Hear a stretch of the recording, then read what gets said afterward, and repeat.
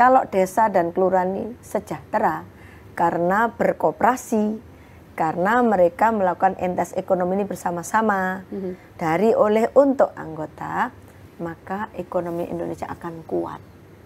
Self help, mutual help, menolong diri sendiri secara bersama-sama. Itu Mbak konsepsinya. Konsepsinya begitu. Ya, kalau di Indonesia ditarik garis menjadi gotong royong. Kober bener pinter. Kober itu apa? Punya waktu. Bener itu jujur. Pinter itu mau belajar. Saya minta supaya ini jangan langsung diberi modal dengan cara seperti ini. Latihlah dulu ini pengurus. Kasihlah modal sedikit dulu untuk mereka melakukan operasi ini. Sambil mereka memahami tata kelola koperasi yang baik. Nah, kalau koperasi ini tiba-tiba dikasih pinjaman, nanti yang kembalikan siapa?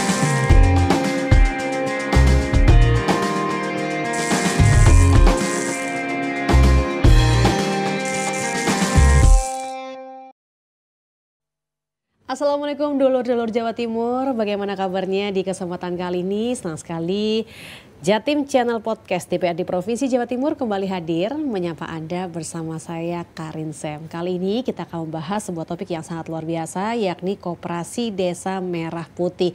Dan pastinya saya tidak sendirian karena di studio telah hadir sosok yang luar biasa. Beliau adalah Ketua Komisi E DPRD Provinsi Jawa Timur dan juga beliau ini adalah sosok yang sudah sangat familiar di masyarakat, Sri Kandi, yang sangat luar biasa dan sering menyuarakan permasalahan wong cilik dan juga dikenal juga sebagai sosok gurunya koperasi wanita yang ada di Malang.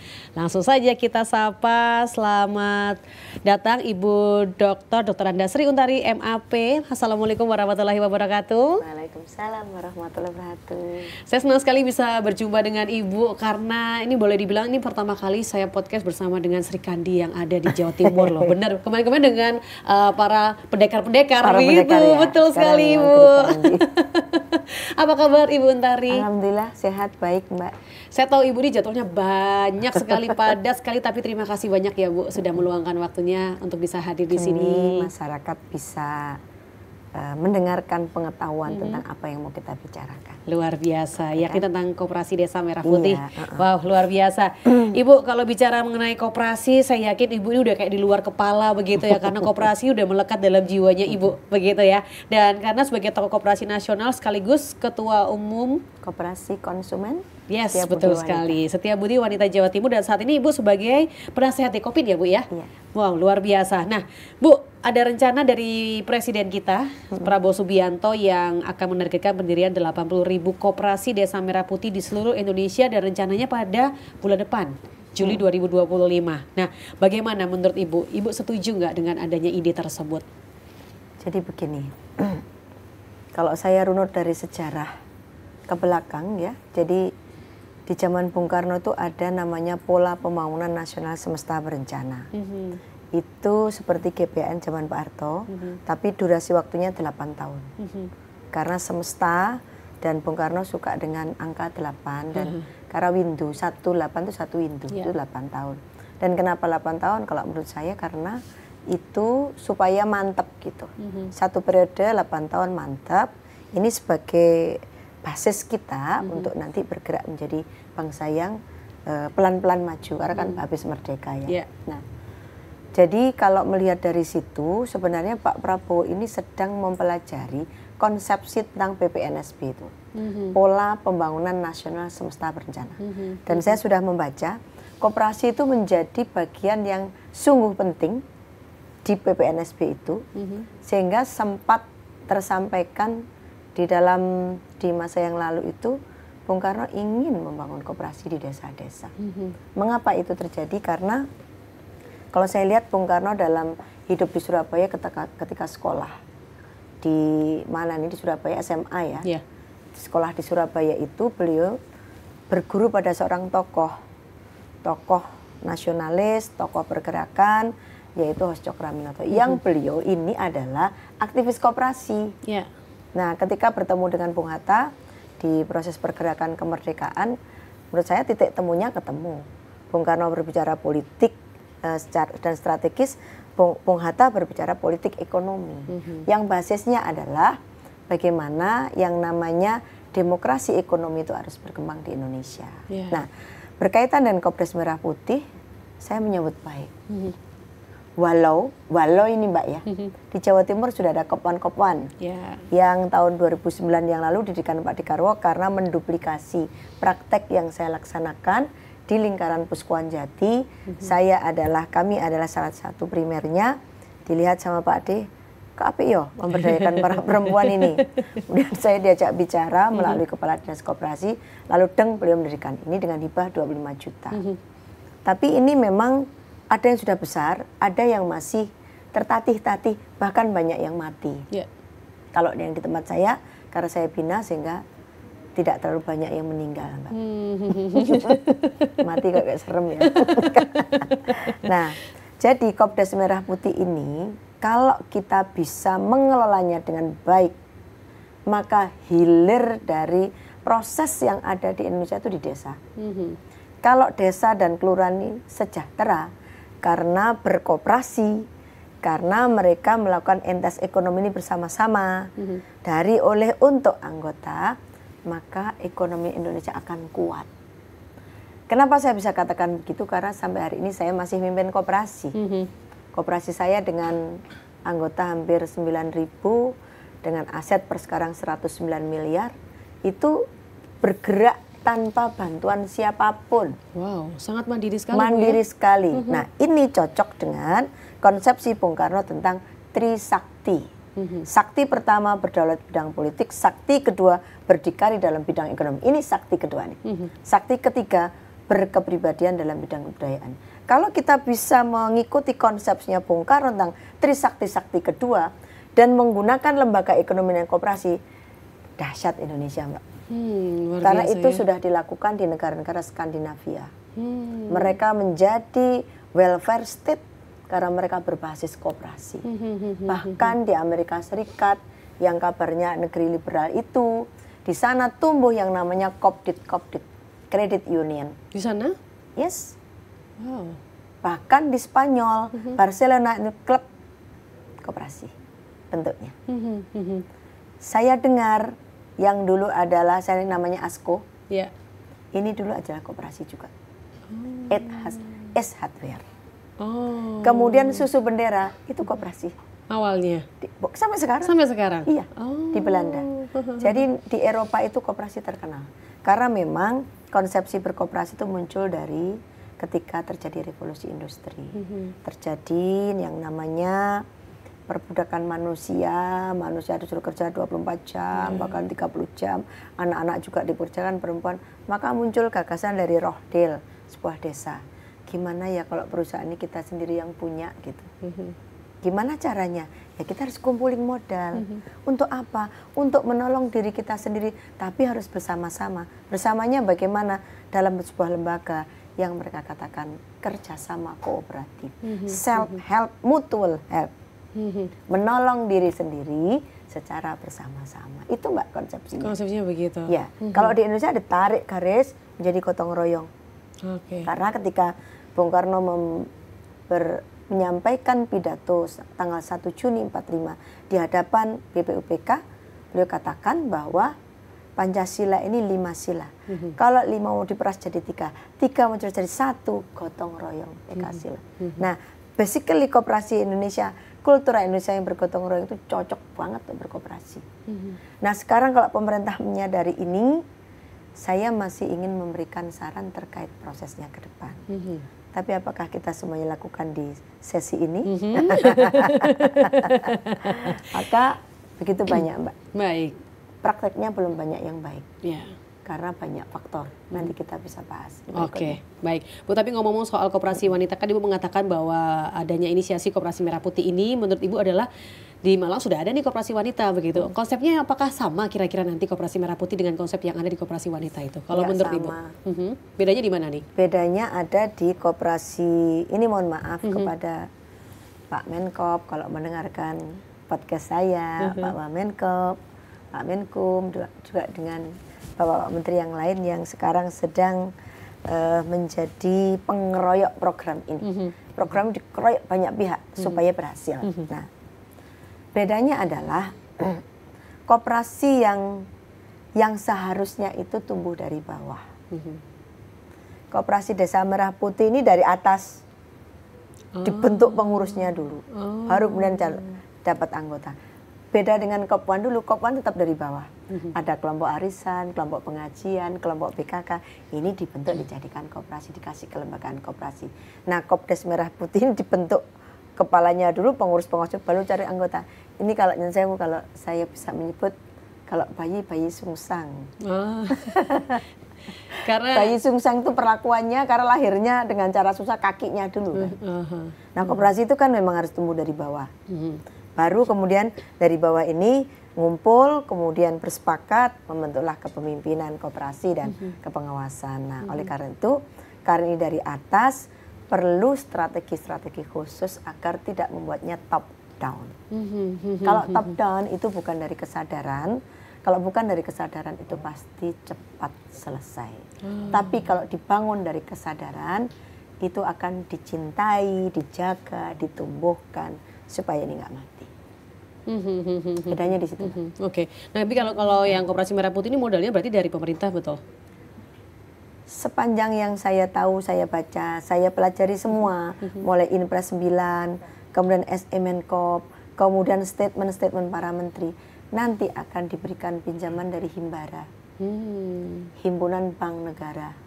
Nah, saya minta supaya ini jangan langsung diberi modal dengan cara seperti ini. Latihlah dulu ini pengurus, kasihlah modal sedikit dulu untuk mereka melakukan operasi ini, sambil mereka memahami tata kelola koperasi yang baik.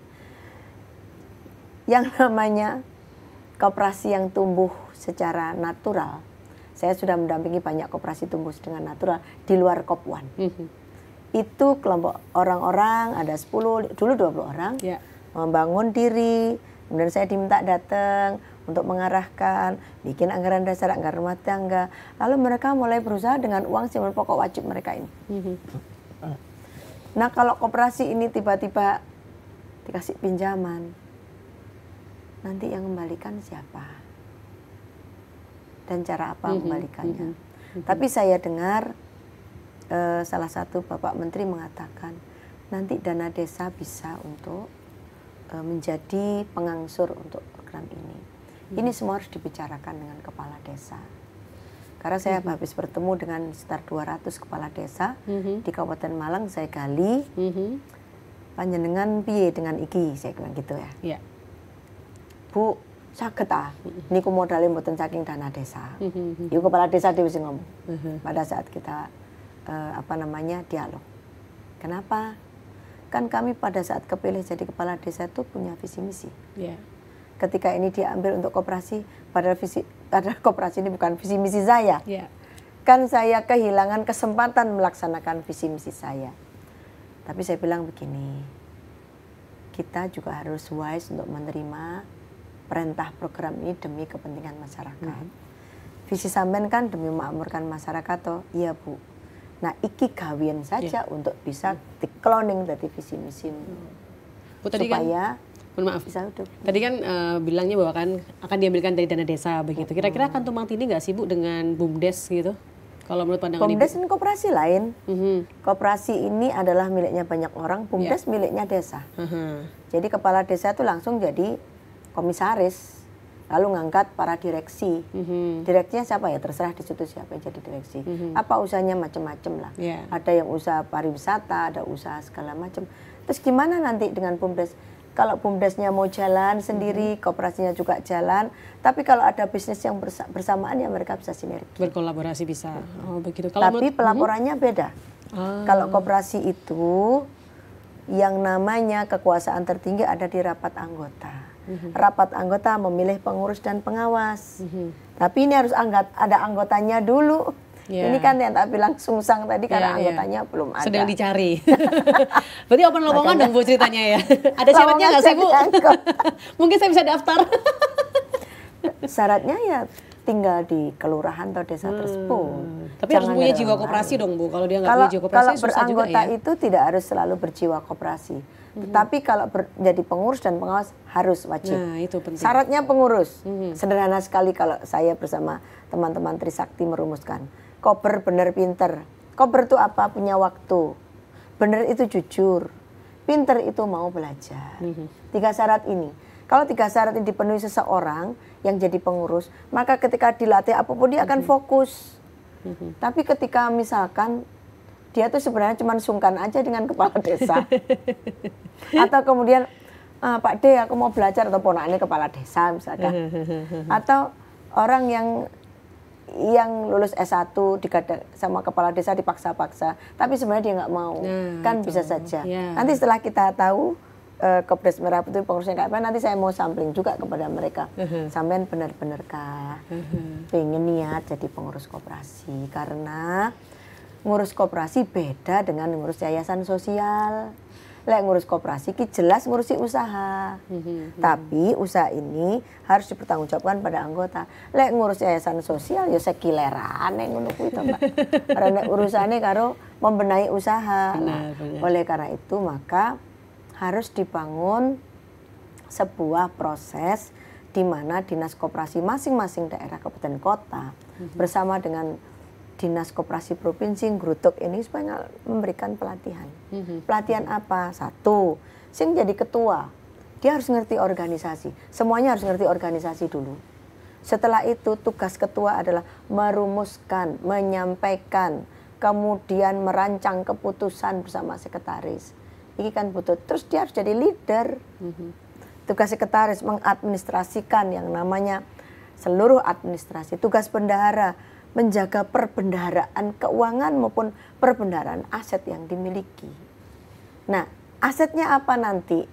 Menurut Pak Menko, Pak Zulhas dan Pak Budiari, ini nanti usaha gerai kantor, gerai obat, gerai sembako, gerai pupuk, cold storage, lalu bisa jadi juga gas ya, gas. Nah, kalau itu dimulai dari saran saya mulai dari gampang dulu, jangan langsung bikin toko besar, kecuali ada tenaga expert di situ. Karena saya sudah punya pengalaman di SBW, kami punya toko. Dan bagaimana cara mengendalikan tidak mudah. Karena itemnya banyak, sampai 4.000 lebih item barangnya. Nah, kalau misalkan dimulai saja dengan, kalau yang di desa ini jualan pupuk, pasti laku. Kulaknya berapa, dijual berapa, selisih marginnya untuk kemudian membayar pengurus dan pengawas, serta karyawan yang dibutuhkan di situ. Sehingga kemudian ada selisih antara penerimaan dan pengeluaran pendapatan dan biaya jadi SAU, begitu. Oke, Bu, kalau ngomong soal koperasi Desa Merah Putih ini ya, kalau menurut Ibu potensinya bisa sampai kemana nih? Karena kan kebanyakan kalau koperasi yang ada di desa kan simpan pinjam tuh. Kalau menurut Ibu bagaimana? Apakah ada potensi-potensi lain yang bisa dikembangkan lagi? Kalau berdasarkan instruksinya harus, dia tidak boleh cuma bekerja di simpan pinjam. Maka harus di sektor real. Sektor real itu salah satunya kalau perdagangan ya pupuk tadi itu. Lalu gas, lalu sembako. Kalau obat, menurut saya jangan dulu. Kenapa? Kalau di Jawa Timur ya, semuanya ada Ponkesdes, Pondok Kesehatan Desa. Itu adalah pembantunya puskesmas, Poskesdes, Ponkesdes ini. Nah, ini kalau di situ kan udah disiapin obat generik kan sudah ada. Tetapi kalau misalkan dipaksakan untuk itu, ya harus tahu, disurvei dulu lah berapa orang sakit dalam sebulan. Beli obatnya kemana? Karena kalau obat seperti ini kalau di kota sudah ada banyak apotek. Nah, catatan saya juga kalau di desa jangan mematikan warung desa. Kasihan. Nah, juga kebanyakan orang tuh cenderung kalau di masyarakat taunya cenderungnya ke koperasi simpan pinjam begitu. Kalau mungkin nanti ada koperasi Desa Merah Putih dilakukan itu. Berarti memang bisa dengan badan usaha lainnya gitu nanti pengembangannya ya. Koperasi ini kan punya badan usaha, Mbak. Badan usahanya bentuknya koperasi. Tetapi yang membedakan antara jenis badan usaha koperasi dengan badan usaha lainnya adalah ini dimiliki oleh banyak orang. Bukan dimiliki 1, 2, 3 orang. Nah, kemudian yang ini bisa dimiliki 1 orang, 2 orang. Ini bertanggung jawab pada orang banyak tadi. Ini bertanggung jawab pada dirinya sendiri. Nah, maka edukasi tentang bagaimana pengelolaan koperasi yang baik dan benar itu harus dilakukan. Yeah.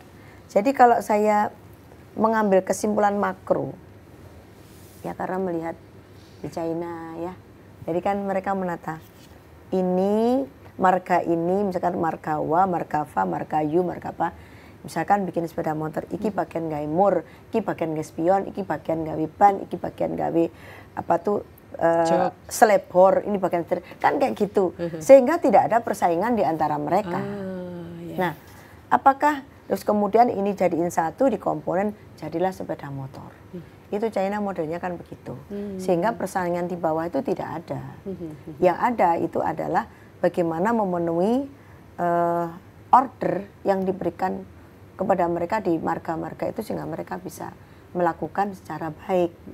Nah, tapi pemerintahnya juga melakukan subsidi terhadap pajaknya, terhadap biaya ekspornya, sehingga jadi murah.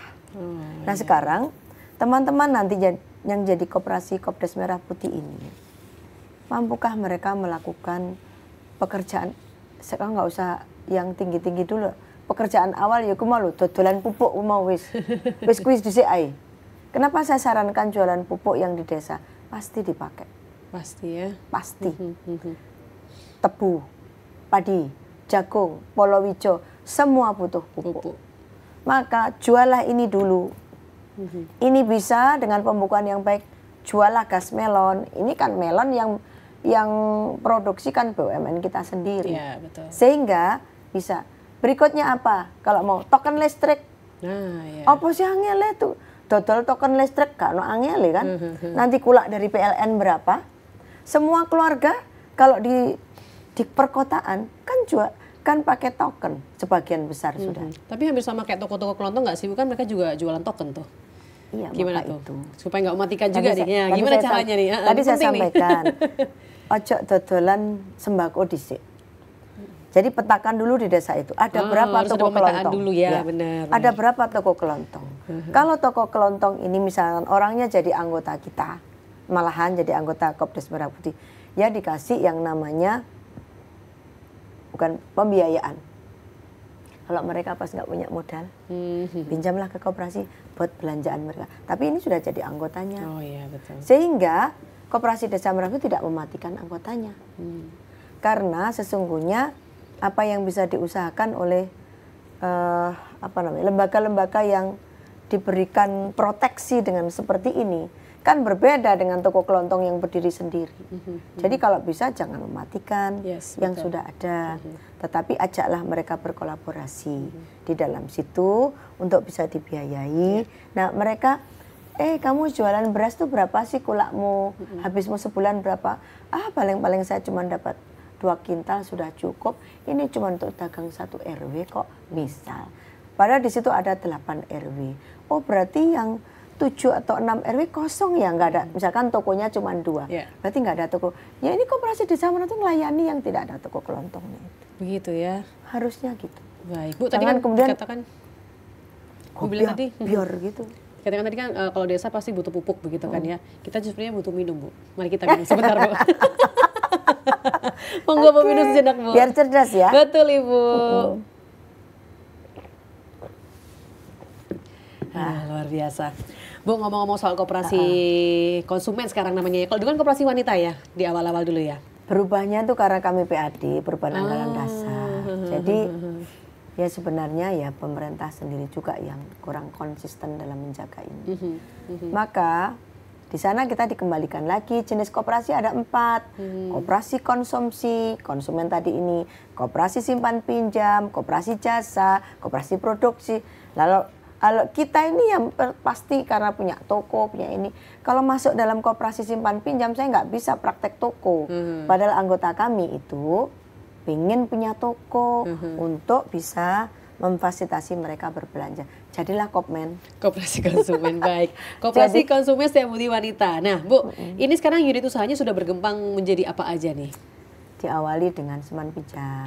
Dulunya waktu saya belum masuk tahun 81 yang sempat jatuh. Kemana Bu, Ibu kok belum masuk? Ya aku sik durung ning Malang. Mbak. Aku sik sekolah ning Blitar. Asli Blitar, Bu? Iya. Asli Blitar, baik. SD sampai SMA di Blitar, kuliah di Malang mulai tahun 85 sampai menikah, berkeluarga, menikah ya. Berorganisasi, bekerja semuanya Sampai sekarang di ya. Malang. Kemudian ya ini jadi aktivis koperasi, jadi aktivis partai dan sebagainya, jadi orang kampus ya semuanya di Luar Malang. biasa.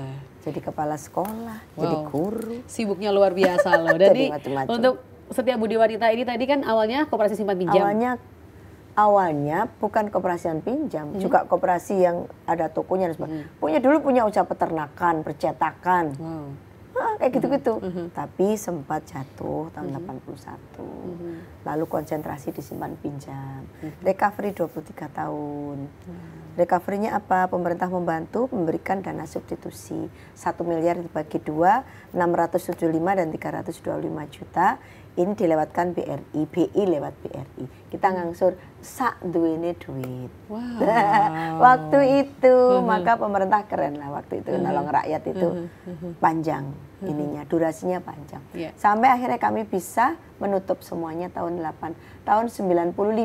800 juta kita tutup semua dengan tanggung renteng. Koperasi kami berbasis tanggung renteng dan tempat lahirnya sistem tanggung renteng di koperasi saya. Wow, keren sekali. Ini anggota lagi nonton juga loh ini sepertinya. Iya, mudah-mudahan nanti mereka nonton saya jadi senang. Iya, betul. Dan kemudian sekarang unit usahanya ada apa? Ada kafling juga kalau nggak salah ya. Pinjam, toko, travel, rental itu, kemudian kafe, kemudian apa tuh namanya kafling ya. Kemudian kita punya klinik kesehatan juga untuk ada klinik kesehatan. Ada dokter umum, dokter gigi. Ada bidan, ada perawat. Nah kan mau wedok-wedok, Mbak. Iya. Anggotanya udah banyak banget nih pasti, Bu. Ya, per tahun 2025 nih. Mau 9.000. 9.000 anggota. Wah, untuk omsetnya kalau boleh tahu, Bu, di-spill, Bu. Omsetnya turun karena kondisi ekonomi kita tidak terlalu baik. Ya daya angsur anggota menurun. Kenapa turun? Anggota yang tadinya pinjam 25 juta tinggal 15 juta pinjamnya. Yang sudah pinjam 50 jadi tinggal 25 juta. Jadi akhirnya ya tidak tercapai. Bulan ini tadi saya habis rapat hanya tercapai 86% dari target. Kemarin itu justru malah ini 88%, kurangnya sekitar 12%. Kemarin kurangnya masih cukup banyak, kurang 16%. Karena baru 78, kurang 22%. Nah, itu karena perlambatan ekonomi yang terjadi di masyarakat. Sehingga daya angsur anggota menurun. Kenapa menurun? Misalkan tadinya jualan pecel. Sehari 100 pincuk. Sekarang sudah nggak bisa 100. Tinggal 50, tinggal 40. Separuhnya ya, Bu? Iya. Sangat ketahuan kalau di bawah. Ini jualan pecel, jualan rawon, jualan soto, jualan bakso, jualan baju. Wah, tambah suut begini. Kena aplikasi. Wow. Lalu kemudian juga banyak PHK. Iya. Jadi mereka yang di PHK dari pabrik-pabrik akhirnya sementara nggak pinjam dulu. Padahal kita pinjemin untuk mereka bisa berusaha. Iya. Ini yang jadi problem. Saya kan coba menelaah. Posisi ini masalahnya. Lalu saya tracking ke belakang 5 tahun ke belakang nih laporan keuangan saya. Ini ngapain sih kok begini gitu loh. Setelah saya lihat sama dengan COVID di tahun 2021 kondisinya.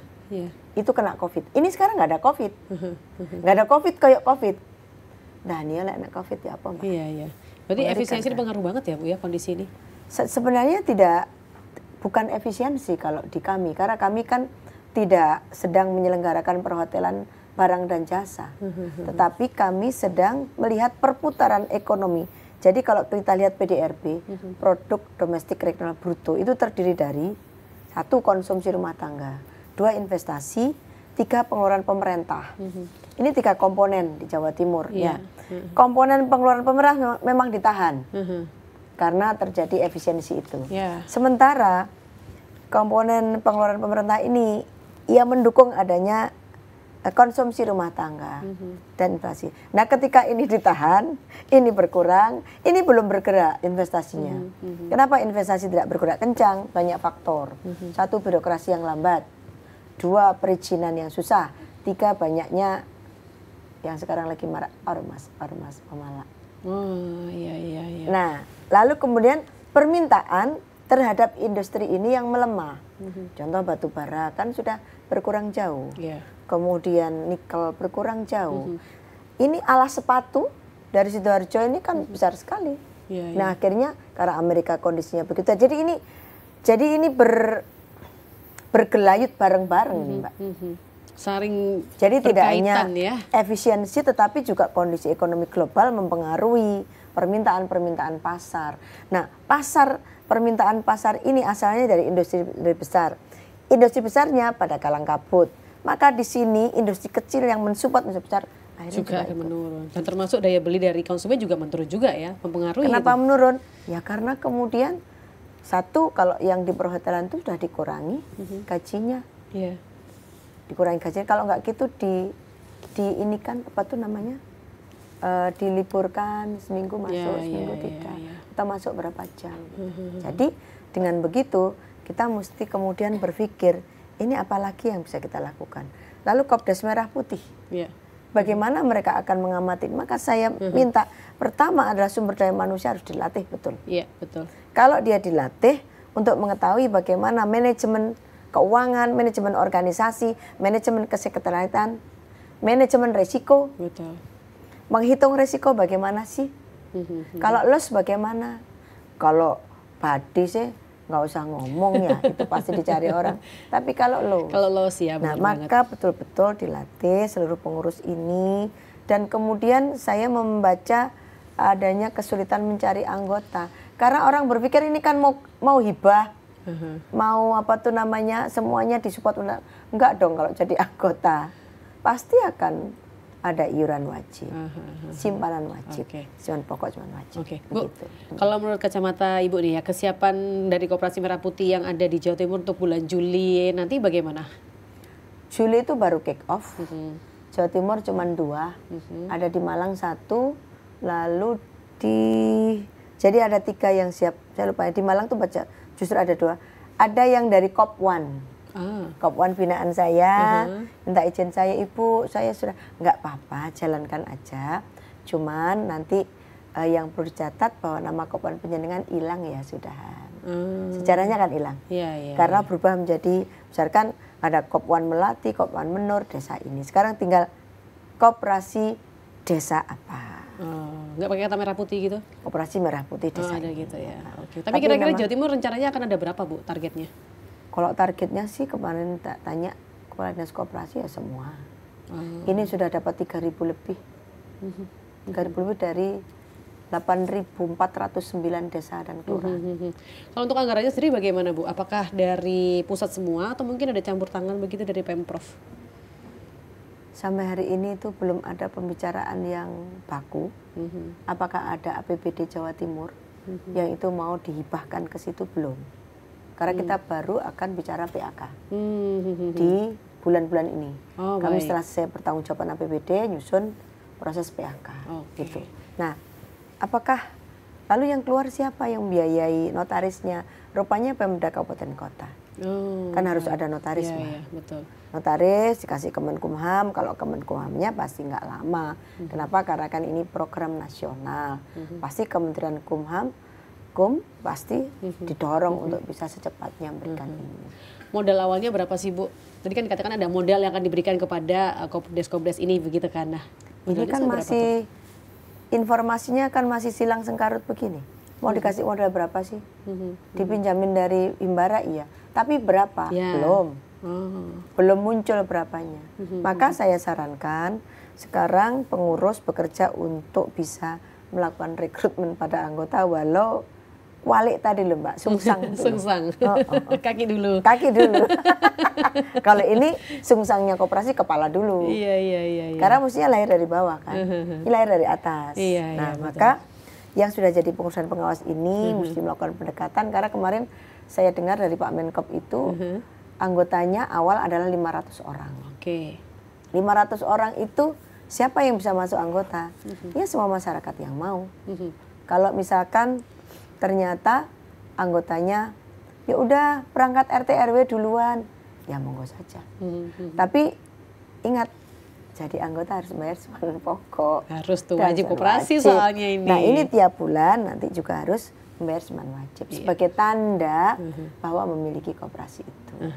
Bu, pengawasannya nanti kira-kira akan seperti apa Bu supaya nggak blunder dari belakang? Karena kan tadi kan sungsang ini tadi kan Bu ya, otomatis kan juga harus benar-benar diawasin begitu. Nah kira-kira seperti apa nanti rencananya pengawasan? Saya ini kemarin pada saat berbicara di Rapimnas Dekopin, saya usulkan kepada pimpinan harian Dekopin, pimpinan paripurna untuk membentuk pemandu yang dulu kami punya banyak melalui Lapenkop, Lembaga Pendidikan Koperasi, lembaga otonom yang dimiliki Dekopin. Nah, kenapa sih harus Lapenkop? Lapenkop ini lembaga yang mendidik para pemandu-pemandu koperasi. Saya ini termasuk pemandu Lapenkop, dilatih di Malang tahun 97. Saya ini. Ya, kemudian kalau pemandu Tanggung Renteng, pemandu senior Tanggung Renteng saya. Kok tadi sembarang sih Bu? Iya nggak ngerti aku. Sembarang-barang, bal-balan barang aku melok. Nah terus kemudian kalau Lapenkop ini kan ada Lapenkopwil dan Lapenkopda. Di Lapenkopwil di Jawa Timur tuh sudah mencetak pemandu tuh enggak kurang hampir 1.000 orang. Baik. Kalau ini nanti, saran saya adalah ini dampingi dengan pemandu per kecamatan satu lah. Ini orang-orang yang paham koperasi. Jangan ngangkat pendamping. Saya minta koperasi Desa Merah Putih ada pendampingnya. Ibaratnya dia keluar perucut gitu kan. Wong tuane gede-gede, wong tuane Mendagri, Menkop, Mendak, Men BUMN itu wong tuane gede.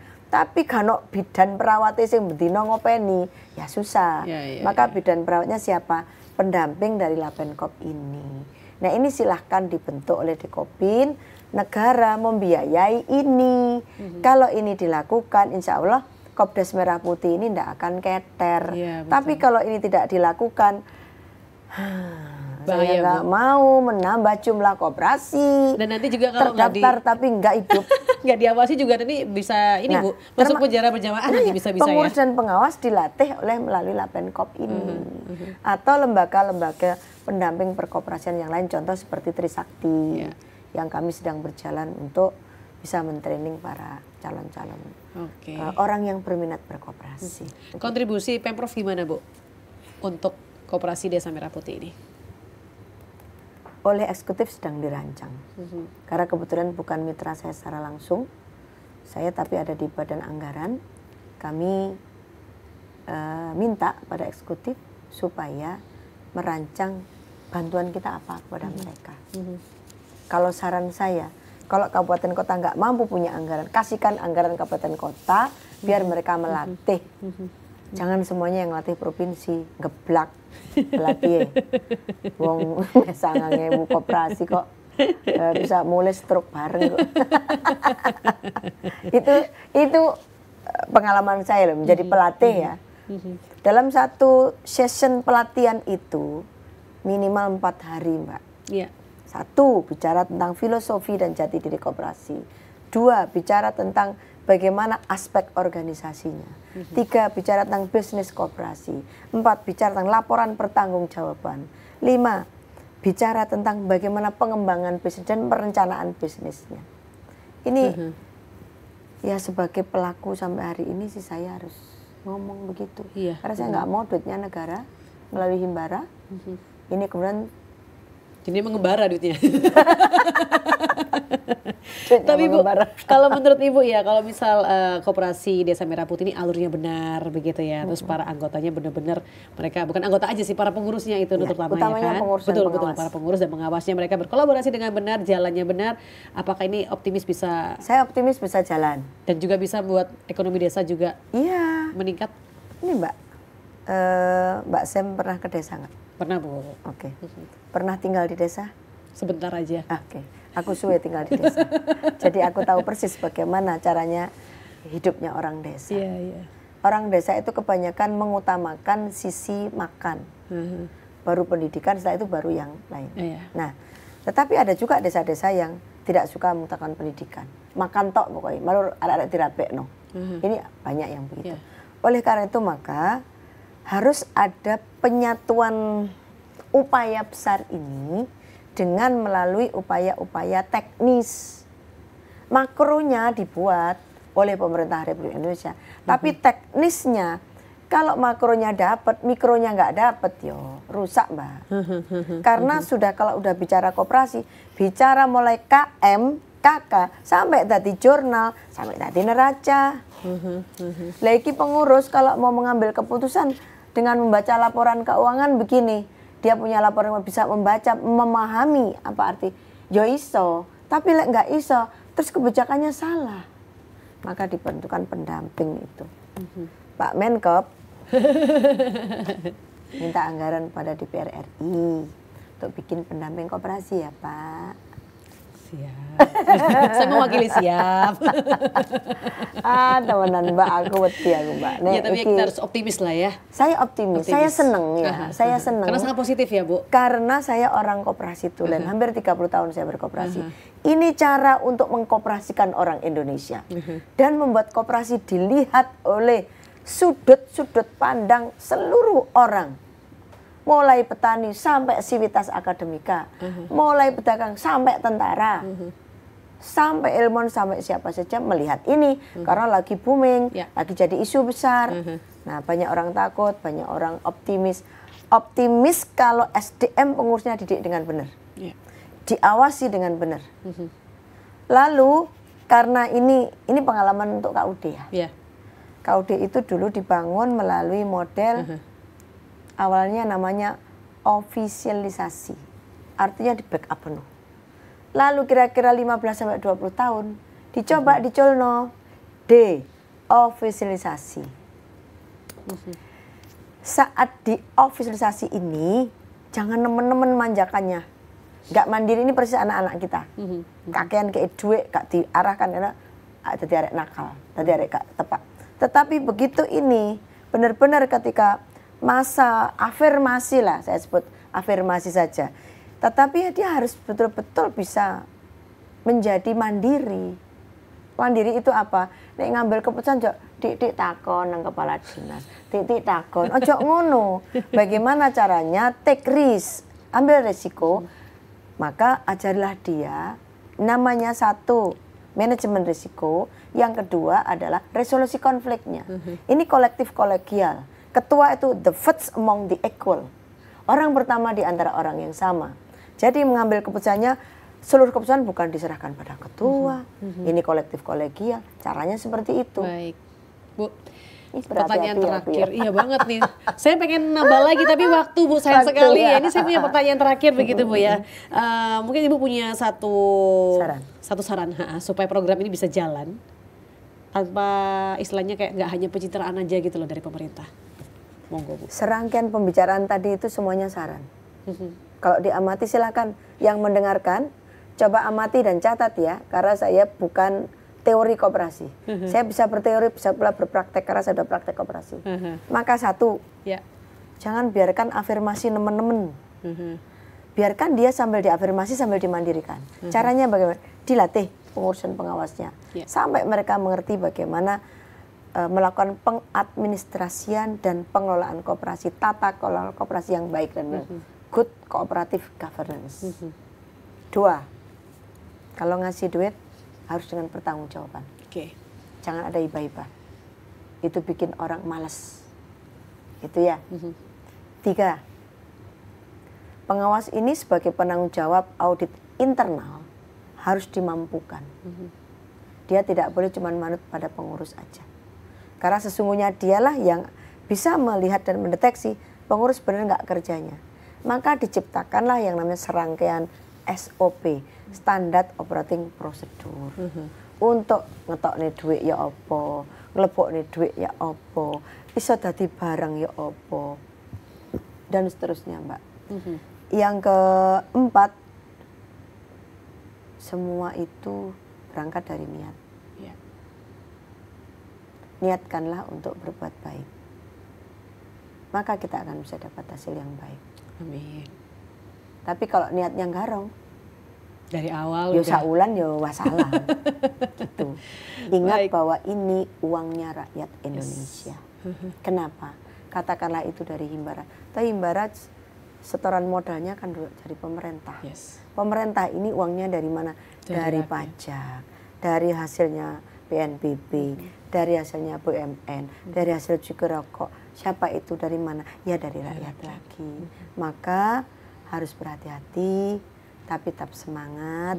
Jangan sampai kendur semangat dan jangan jadikan Kepres Merah Putih ini cuman kelinci percobaan. Yes. Baik. Ibu Untari. Serius. Harus serius ya. Ibu Untari terima kasih banyak. Sama-sama. Saya mendapatkan banyak sekali Sebenarnya masih insight hari banyak ini. Mbak ya, pengen Iya saya banyak. ungkap. Mungkin episode Tapi berikutnya boleh ya waktu Ibu Untari kita ya. mungkin season 2. Boleh, Kepres boleh. Merah Putih season 2. Boleh, nanti saya infokan Nanti ke udah produsernya bicara nanti ya. tentang tupoksi pengurus, Iya. tupoksi pengawas begitu. Sehingga minimal lah ada yang bisa dipegang Iya. oleh teman-teman pengurus dan pengawas di Kepres Merah Putih. Iya. Karena proses perjalanan saya itu Mbak, elek-elek aku tahu oleh dapat Satya Lencana Wirakarya dari Presiden luar Republik biasa, Indonesia. sudah teruji dan terbukti begitu loh ya, luar biasa. Ibu Untari sekali lagi terima kasih banyak. Mohon maaf Ibu ya tidak bisa ngobrol lebih panjang lagi karena waktu harus memisahkan kita. Semoga sukses selalu, saya selalu semangat untuk memajukan koperasi yang ada di Indonesia pastinya. Pemirsa juga terima kasih banyak dulur-dulur Jawa Timur yang sudah menyaksikan. Semoga program ini memberikan manfaat buat kita dan semakin kita maju semangat untuk membesarkan koperasi Desa Merah Putih. Kita optimis program ini bisa berjalan dengan baik. Saya Karin, saya pamit. Wassalamualaikum warahmatullahi wabarakatuh. Waalaikumsalam. Monggo kita minum lagi Bu. Dadah.